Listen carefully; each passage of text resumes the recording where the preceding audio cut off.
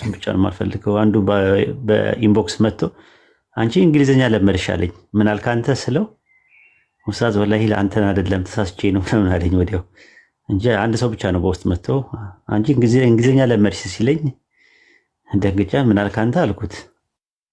አይ ኡስታዝ ይቅርታ ምናምን ነገር አለኝና አንቺ ብቻ አትበለኝ እንጂ እንደፈለክ አድርገኝ ራሱ። በነገራችን ላይ ቲክቶክ ስመጣ ነው አንቱ መባል የጀመርኩትና ደስ ነው ያለኝ እና ለምንድን ነው ምናምን ይስል አይ የክብር ጉዳይ ነው ምናምን ነገር አሉ። እንግዲህ ቲክቶክ ሰው ያከብራል ማለት ነው ብዬ በዛ ይዤዋለሁ። ደስ ያለን እንትን በል አንተ ብትል ቀረቤታ ይኖራል፣ ነፃ ትሆናለህ። አንቱ ካልክ ግን እንትን ትሆናለህ ማለት ነው።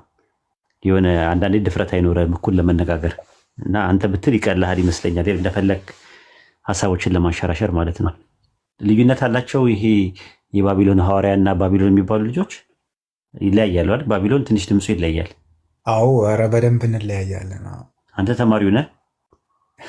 65 አባል ነህ? የደመናው አምላክ አሁን ሰሞኑን ሰዎች ቡና እያፈሉለት ነበርና የደመናውን አምላክ ነው አይደል የምትከተለው? ተወዛግበናል።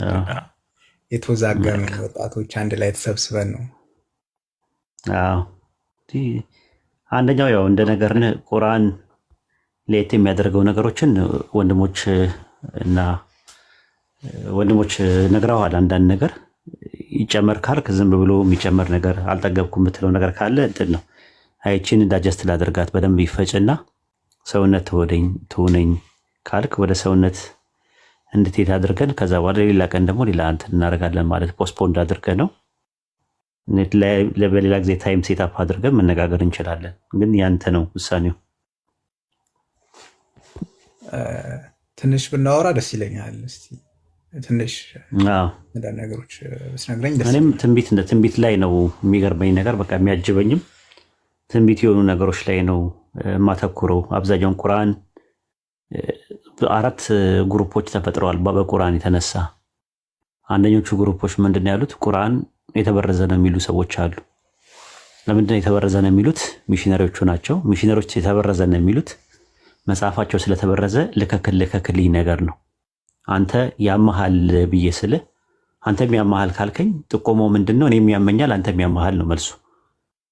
ስለዚህ ምንድነው የሚሆነው? ባይብል ስለተበረዘ ቁርአንም ተበረዘዋል ብሎ የሚከራከሩ ሚሽነሪዎች አሉ።